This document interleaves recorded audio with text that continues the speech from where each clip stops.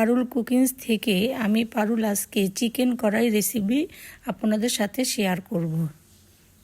গরম ভাত অথবা রুটি দিয়ে এই চিকেন খেতে খুবই ভালো লাগে।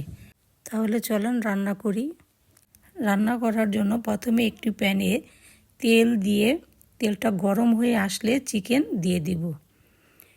আমি চুলার আঁচটা হাই হিটে রেখেছি। এখন চিকেনের হালকা রং চেঞ্জ না হওয়া পর্যন্ত আমি ভাজবো।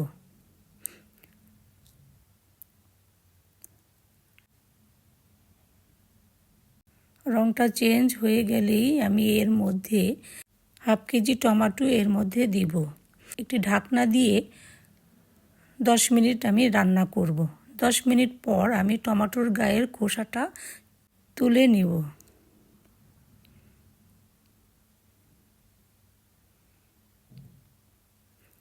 আমি কোনো পানি ইউজ করব না। মুরগি ও টমেটোর যে পানিটা বের হবে সেই পানি দিয়ে পুরোটা রান্না হবে।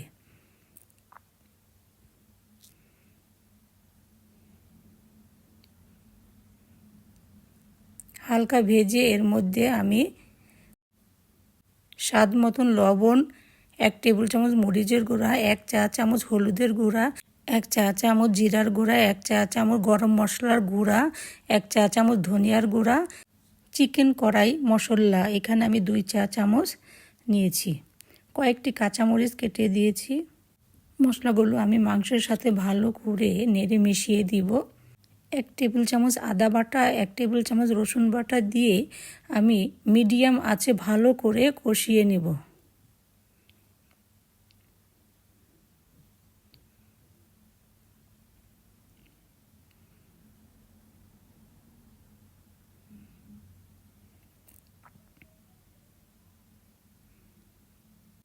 ঢাকনা দিয়ে ঢেকে আমি একদম লো হিটে 5 থেকে 8 মিনিট আমি রান্না করব।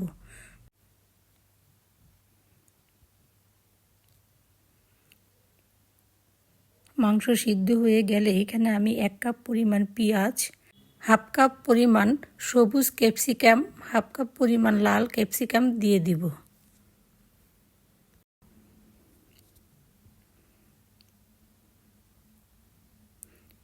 ঢাকনা দিয়ে আমি আরও 3 থেকে 5 মিনিট রান্না করব।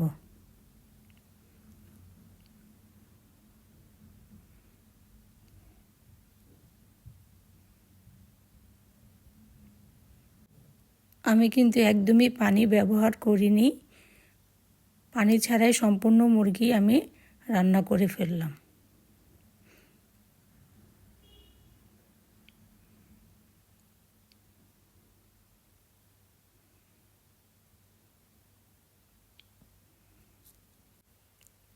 মুরগি একদম সিদ্ধ হয়ে গেছে, গায়ের থেকে খুলে খুলে আসছে এমন ভাব।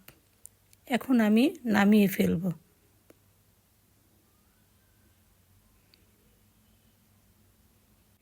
আমার এই রেসিপি ফলো করে আপনারা রান্না করে খেয়ে আমাকে কমেন্ট বক্সে জানাবেন কেমন লাগলো আপনাদের।